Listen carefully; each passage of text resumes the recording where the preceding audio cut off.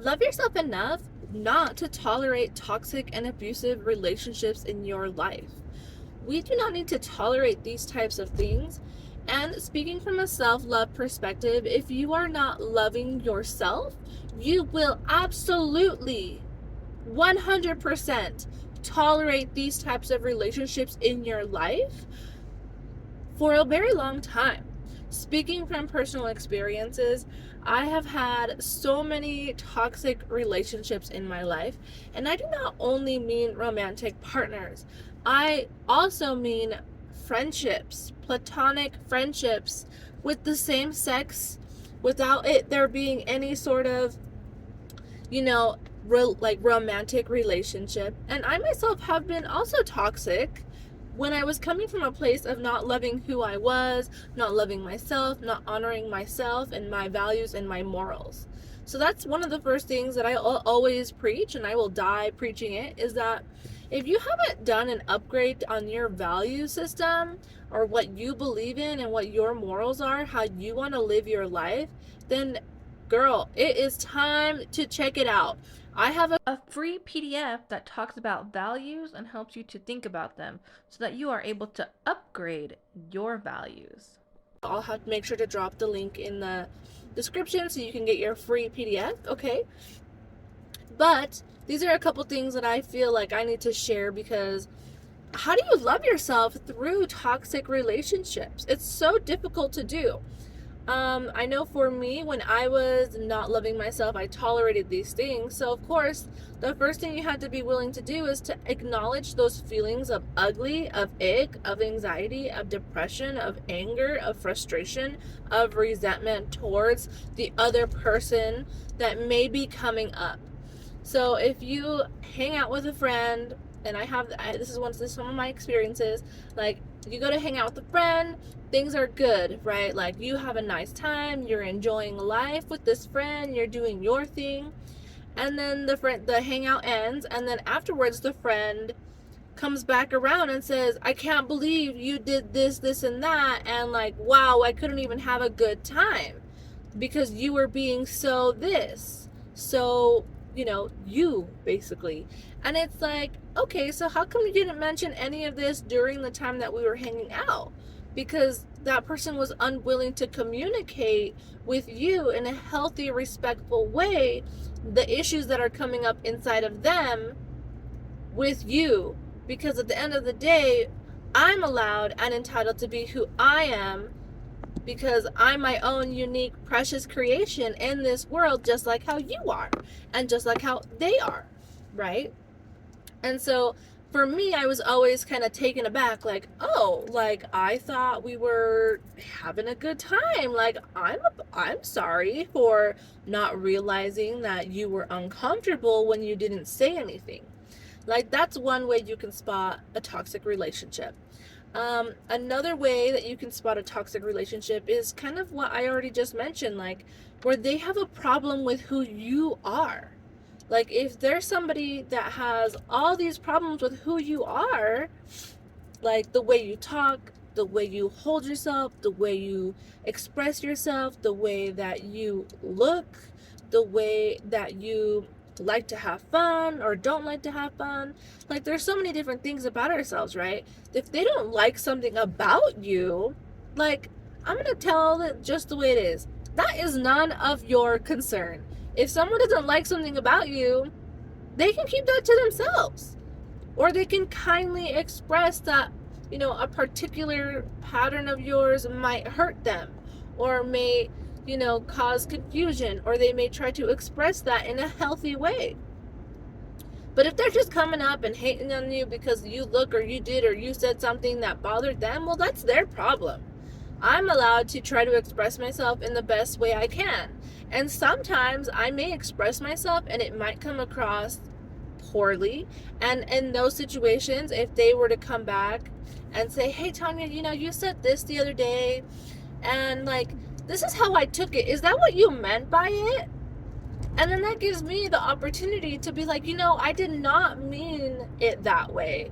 I apologize if that's how it came across, but can I have another opportunity to try to explain what I meant? Or would it be better to just say, no, that's not what I meant, and we can just drop it from here, and I apologize for, you believing that I was criticizing you when that wasn't the case. I was just trying to give my opinion and my outlook on the situation, because that's how I would deal with it, or how I feel about it. Like, there are those types of things. Let's see, what's another way? I wanted to give 3 ways on how you could tell. Oh, yes. A third way, which I feel like right now is being, like, I want to speak about it because I'm seeing it a lot on my social with people in my life. And just how people be trolling, right? Like, people be trolling on other people and trying to silence you, trying to silence us. We are all here on this world, and we all have a place to be here. We all have a place to speak our truth and to share what we've learned in the world. Now, a lot of people are happy-go-lucky and willing to share all the evil and darkness and complaining in the world, right? Yet when some of us women, particularly because I speak to women and I am a woman, but I've been noticing a lot of women have been coming out of these dark situationships, dark relationships, where we're being emotionally abused, narcissistically abused, and all these people are just like, don't put your dirty laundry on the internet. They're like, please don't share your personal life story on social media. And it's like, social media is a way that we get to express who we are and assert ourselves into the world. And you know what? If you don't like that, just keep on scrolling. Like, that's what you do all day is scroll, scroll, scroll. Then why don't you scroll on by? Don't silence somebody for speaking their truth. Like, that is not okay. And that brings me down to a more core situation, right? Like, when you're in a relationship and you are experiencing what you are experiencing, your experience is valid. Your experience is an actual thing that's happening to you, and it's no one else's place or job to tell you what you are experiencing in that situation, because your perception is different than someone else's. Now, for me, examples are, I used to be in a very abusive situation, like relationship, and like this person used to drink heavily, and so I would be exasperated, upset, and frustrated, like, how many times, but we're going to try and pick one. Let's pick one example. So, like, on my birthday, I think I was turning 28, 26, 27, one of those birthdays. No, not 27. That was a different birthday. We went up to Park City. Him and I went to Park City. This is like a city that's probably like an hour away from Salt Lake City, not very far, but it's kind of like a nicer area. We rented a hotel room for the night. We went and had a beautiful dinner with, like, out and about. We walked to the main street up there in Park City. Beautiful, right? Like, we had a decent time in the morning, in the early afternoon on my birthday. Well, we came around to dinner time, like 6, 7 o'clock. I think we went to dinner a little early, like around 5 o'clock. And,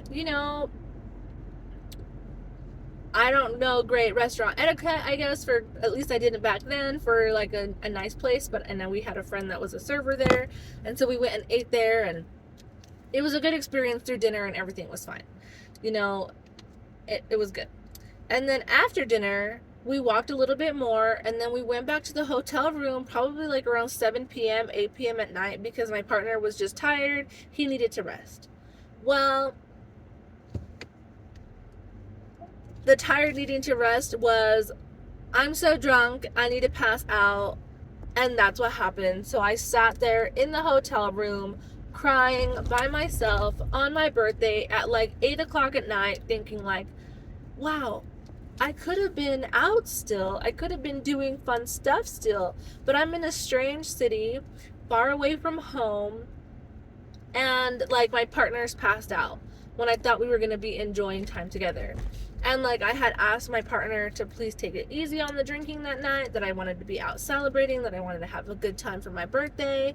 And like, sure, it was a good time up until this point, like very low key, it was like relaxing and kind of hanging out. But like, I still felt abandoned at the end of the night when it was still very early in the evening, and I was just watching him snore and sleep and be passed out drunk.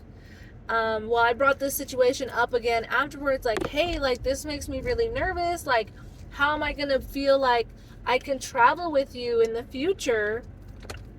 Because if we were to go to a foreign country, like a strange foreign country, how would I know that you wouldn't pass out by 6, 7 p.m. at night? When we're in a strange foreign country like this city, I could have gone out if I wanted to, right? But I actually didn't really have enough self-love at the time to acknowledge that and to be comfortable going out and being my own person late at night by myself as a woman in a relationship when her man was passed out, right? Like, that was something back then I didn't have. Now, you bet I would. Like, if I ever happened to still be in that situation, I would definitely do that, but I am not, and I'm thankful for that. But that is just one of those things, right, where, like, I would then speak back and say, hey, like, this is something that happened, like, I don't feel very comfortable with it, it makes me feel this way. And then the partner would be like, that didn't happen, I didn't pass out that early, I didn't do that. What do you mean? Didn't we have a good time? Belittling my feelings, belittling the fact that he passed out early, not taking responsibility, not accepting it, and to be honest, not really making much effort to change the behaviors after the fact. Like, that was only one instance of, like, all of the vacations that we ever spent together where I ended up by myself in the evening, alone, crying, being sad, and kind of thinking, like, okay, is this really what it's gonna be like? And if you ever think that, I'm gonna tell you what. Yeah, that is exactly what it's always gonna be like. So quit making excuses, learn to love yourself a little bit more, and accept the ugly truth for what it is. Because when we, as women who do not love ourselves, don't want to accept these things, we make all the excuses. Oh, well, he said that he was gonna work on it. He said that this wasn't gonna happen again. Oh, but well, he said that it was just a one-time thing because he was tired, and it was that he was tired, not that he was drunk. Oh, well, he said... It's like, stop. Stop with the he said, she said bullshit. There's a song. I don't even know what it is, but that's a song out there. I should find it.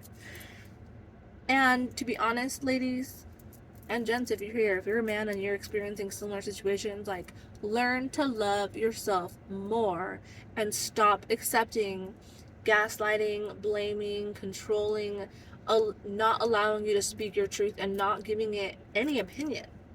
Like, we are allowed to have our opinion, and you can agree to disagree with me. If you don't like what I have to say, great. Goodbye. Right? Great. Unsubscribe. Like, if you agree with me, give me a like, give me a thumbs up, leave me a comment, and subscribe so we can have these types of conversations more often. I'm a woman warrior. I've been through my fair share of bullshit, and I know you have too. We all have. We are here living a human experience. Now, if you are interested, I am hosting a Woman Warriors Masterclass beyond, I don't remember the title, I'm not gonna lie to you, it's a beautiful title, but it's about comparison. So if you are interested in joining our Women Warriors Masterclass on comparison, it will be next Wednesday, May 29th at 7 p.m. Mountain Standard Time in my private Facebook group, where I encourage women to bring their life experience, bring themselves on their journey wherever they are, whether they've started, are in the messy middle, or have moved forward and are loving who they are and are creating the life that they want to create. And don't worry, wherever you are, we have a space for you. You are loved, you are valuable, you are worthy. Find us on Facebook, Inspire Self-Love Women Warriors. It is a private Facebook group for women who are trying to inspire self-love, break out of negative cycles, and start living their most authentic and joyful life today. And for me, that also includes making my difference in the world. I hope you have a beautiful day. Don't forget to check it out down there if you are in the description if you're interested in that values upgrade sheet I mentioned. And I hope to see you on Wednesday next week, Women Warriors.